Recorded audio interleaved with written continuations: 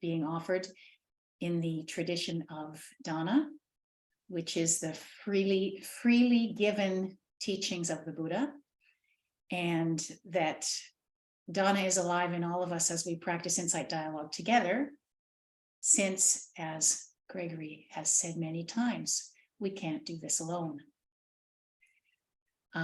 If you're moved to offer Dana to our teachers today, you can go to the Insight Dialogue website, and I'll just put that link in the chat.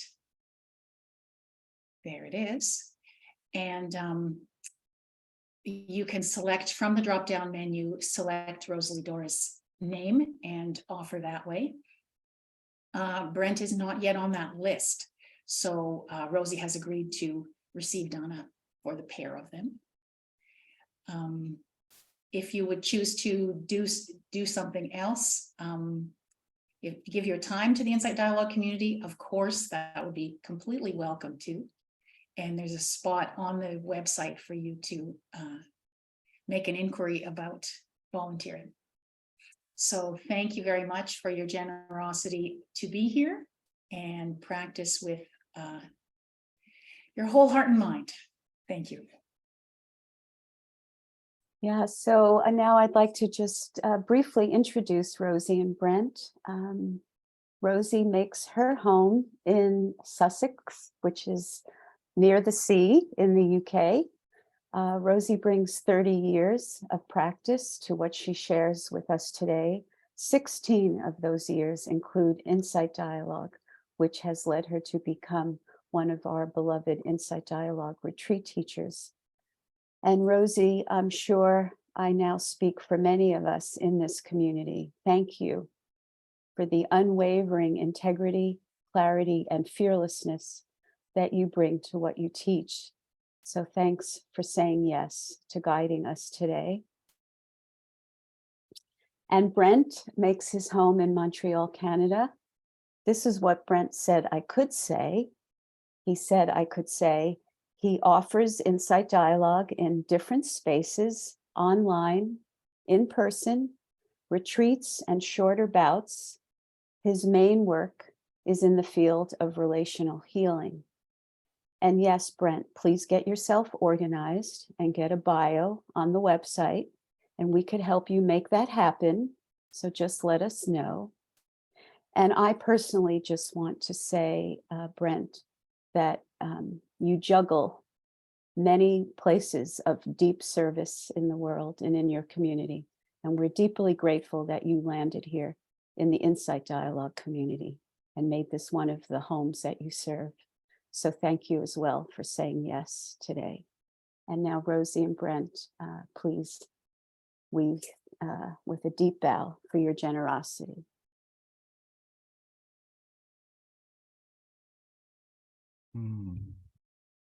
Thank you for those kind words. Hello, everybody.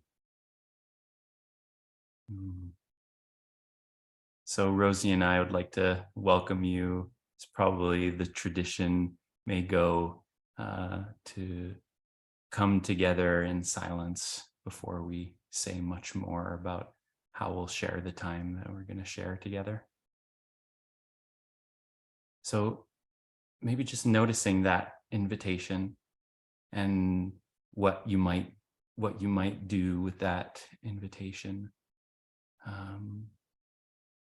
I'd propose that maybe we slow it down a little bit, before you just close the eyes and put the hands where the hands usually go and hike the legs up to where the legs usually go, that maybe you take the time to just let this room sort of come in a little bit.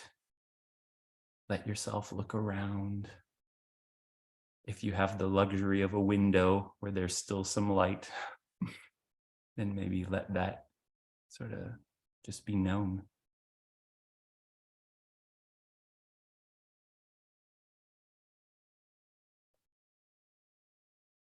And perhaps also allowing the glance to gaze onto this screen with these many, many, many windows into the lives of many, many, many precious beings.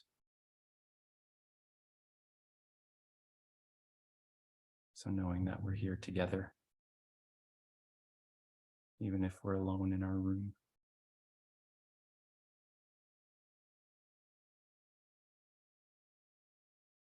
And with that, maybe we can come to the body and spend a little bit of time there.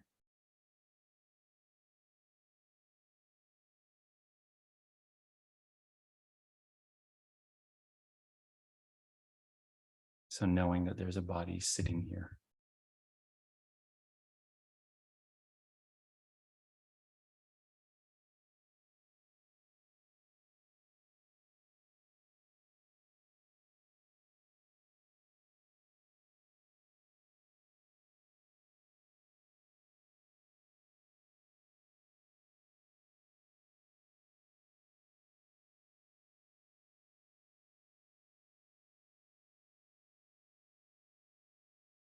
And if for whatever reason being with this body at this particular time, or with any of the invitations that we're going to offer, just doesn't seem right, then maybe allow some trust for that it can be okay to be in practice in a different way.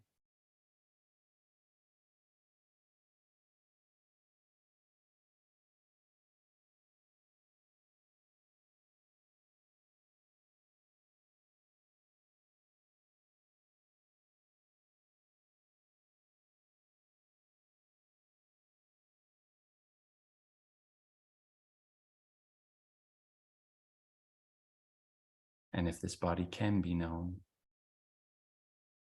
then perhaps allowing us to recognize the contact of the seat, support of the backrest if there is a backrest to support.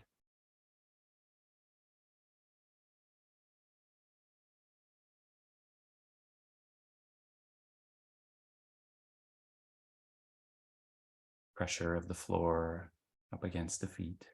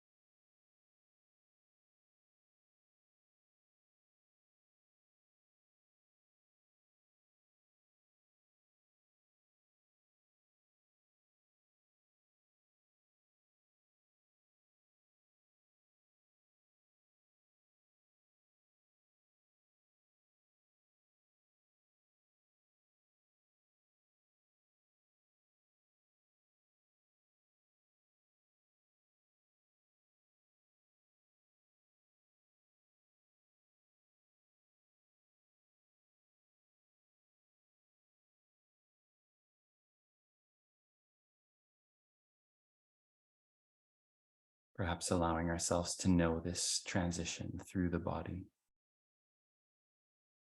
Know how we're arriving and what we're arriving with through this felt sense.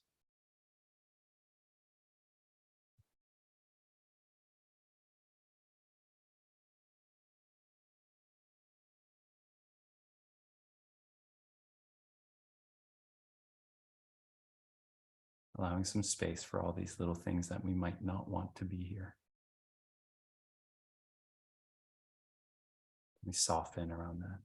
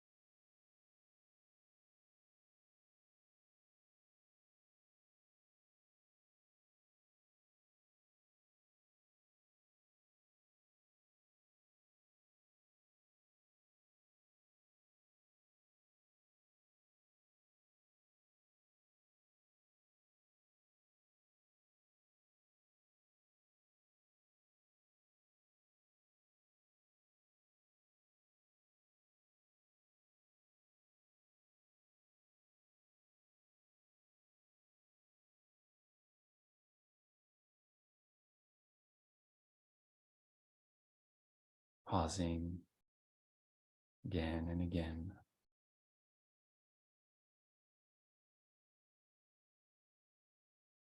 Softening and relaxing around whatever can be released.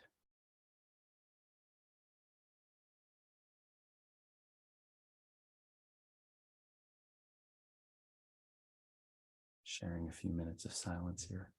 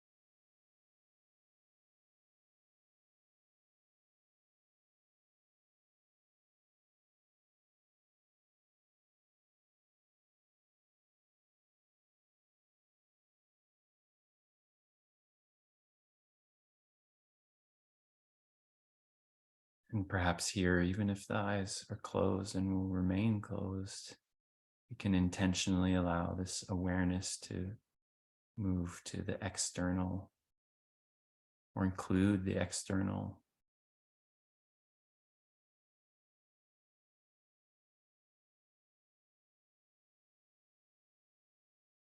recognizing sounds.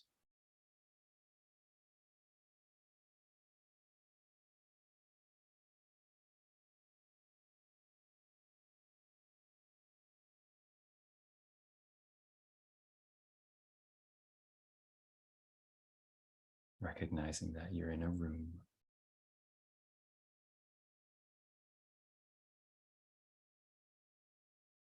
Or a space.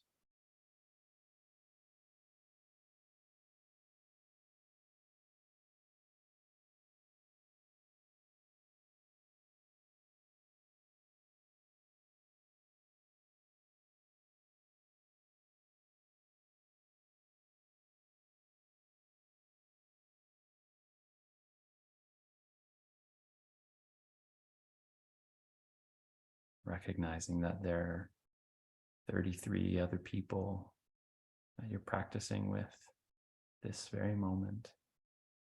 Probably many, many others that aren't in the call.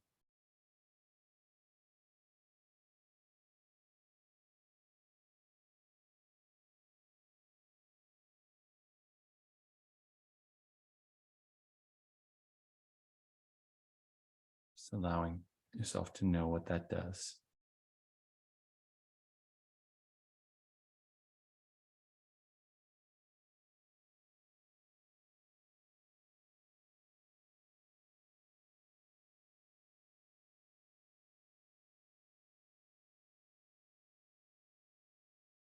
And perhaps slowly, if the eyes are closed, you might allow yourself to open them and let some luminosity come in, forms. Maybe you don't look at the screen just yet, but maybe you've already done that.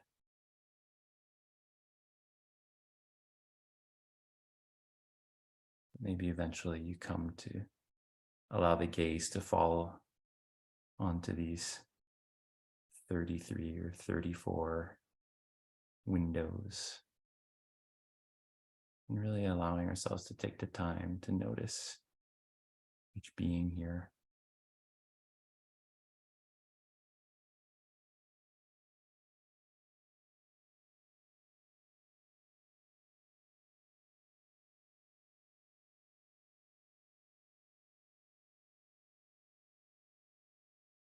Even your own little window or the windows where there is no picture.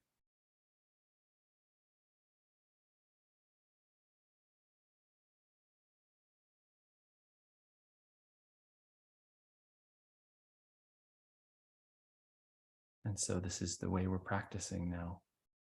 There's no bell because the practice isn't over.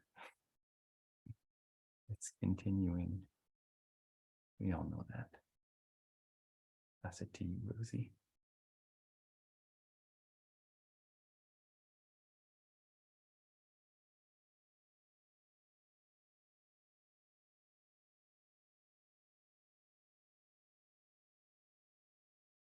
I noticed that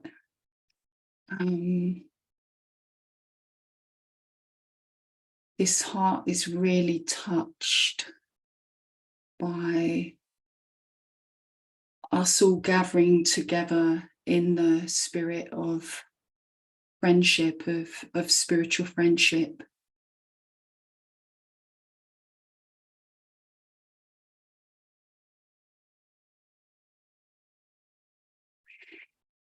And in many ways, Brent and I being together, offering practice today, has arisen out of the blossoming of spiritual friendship. So for 6 or 7 months now, Nalita, Brent and I have been meeting on Zoom. And been in a process of co-creating relationship, really.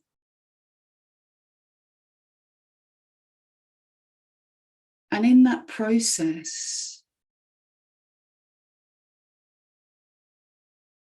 we began to reflect on the process of forming relationship itself.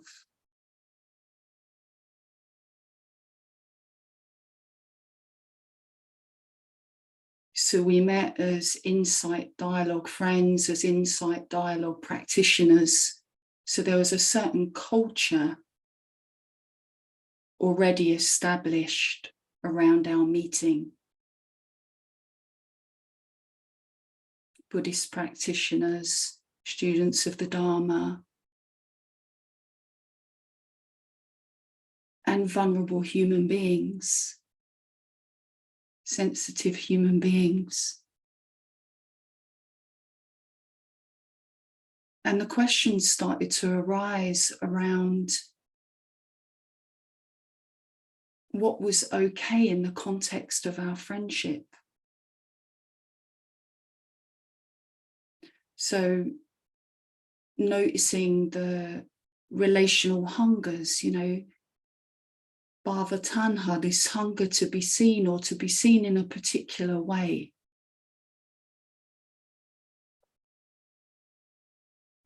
Vibhava tanha, not wanting to be seen, and how the pause could be a way of hiding.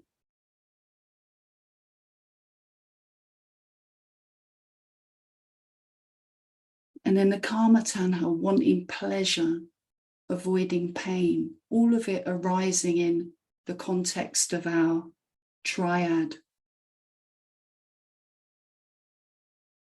So when does the pause become a place where I hide? What does it mean to speak the truth? How do I discern that in the context of this relationship? All of these became questions that we explored together and that we'd like to continue exploring with you. So Brent, did you want to say something in relationship to this?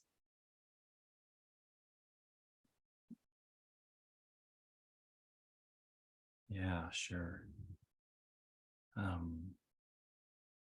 Perhaps this recognition that we do want to explore this with you, and knowing that's just a little piece of it.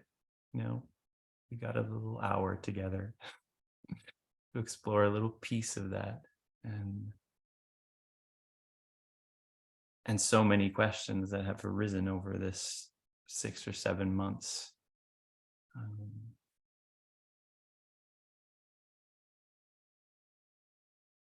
Particularly these moments when it seems very evident that something is here, bringing in something like in my case, there was a great loss and it was there.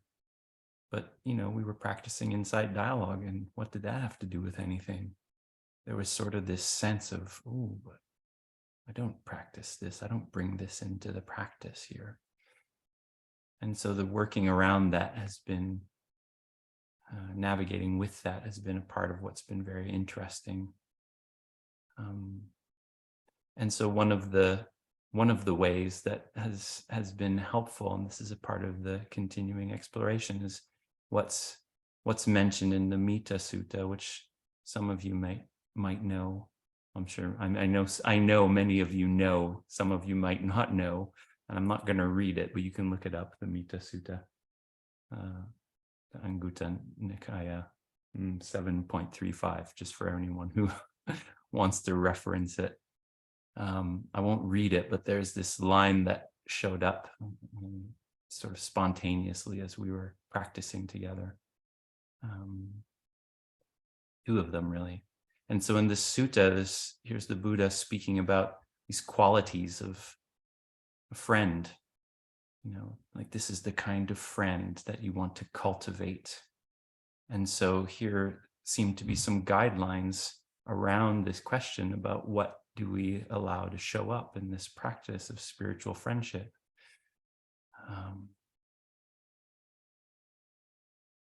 One of these indications is gives what is hard to give. Here's a friend who gives what is hard to give. And a friend who tells his secrets or keeps your secrets. These are qualities of friends that you want to cultivate. And so we've been wondering how those can those guidelines and the others that are also in this sutta, how they can help us to discern, as Rosie is speaking about, discern what is the truth here, you know, what is helpful to be named here in this moment.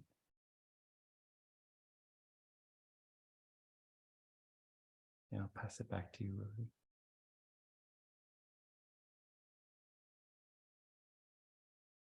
Yeah, and the tenderness around that, you know, not knowing what's okay to share and feeling the movement of the heart to name what it feels okay to name.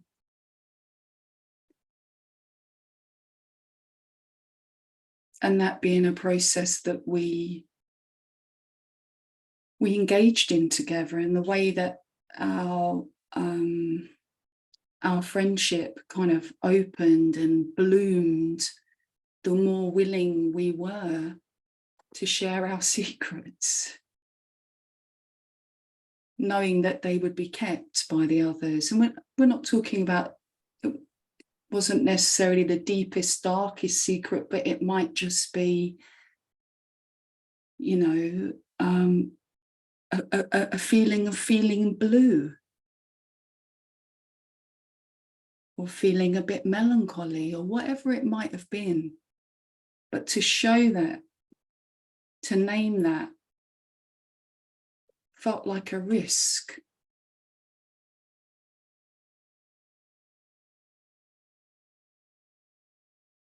And so we'd like to invite us all into a contemplation around that. And I think you're going to offer the first contemplation, aren't you, Brent? Mm. Okay, so I'll hand it back to you again. So just so you know, we're gonna be, you know, real there on the edge and use Zoom for the ways that it might be possible to use it by broadcasting our voice, which might be really weird, but into a room where we're actually not there. So normally, you know, in Zoom, we set you all up and then let you go off and do your thing. But this time we're going to do it a little bit differently. Cross our fingers that everyone has at least an update that happened in the last few months, because this is actually something that's been around for quite some time now, this capacity to hear the host in your breakout room. So the invitation here, well, first to notice the little tension when you might be like, do I have the update?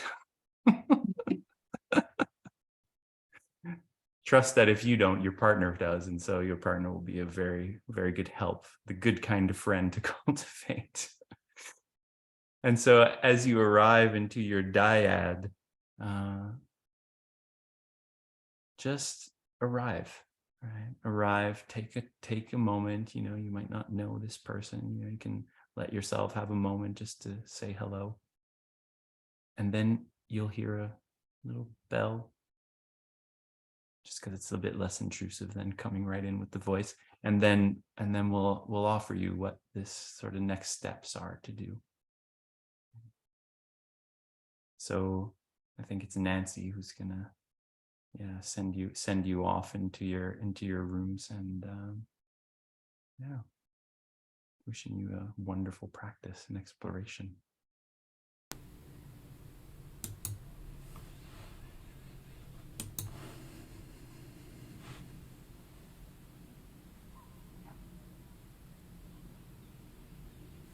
So I'm just pausing to notice how it is to receive you all returning to the main room.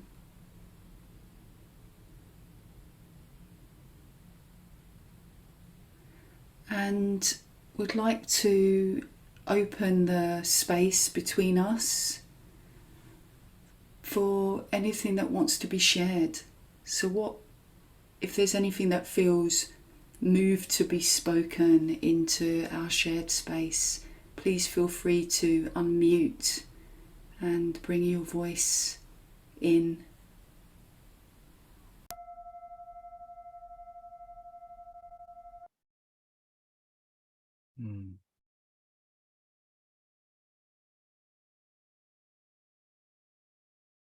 So this line is resonating now, something that I didn't say just before. Gives what is beautiful, what is hard to give. And so there's something of a paradox here, and there's this sense of everything that is shared and not shared. It's being beautiful, hard to give.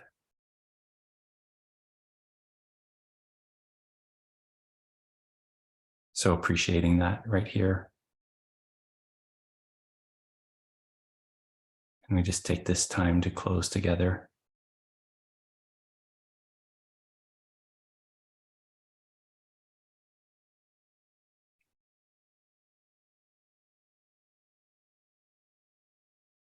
Perhaps recognizing that we do this practice, remembering that we do this practice, not only for the benefit of ourselves or our partner, or the 34 people or 33 people now on this call, or the Insight Dialogue community, but for all beings, for the benefit of all beings.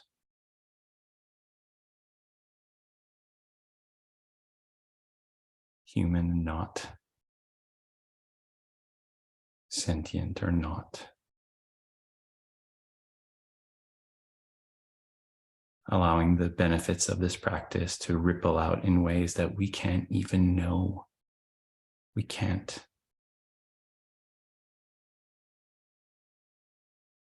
How each pause and each word of truth is for goodness, for peace.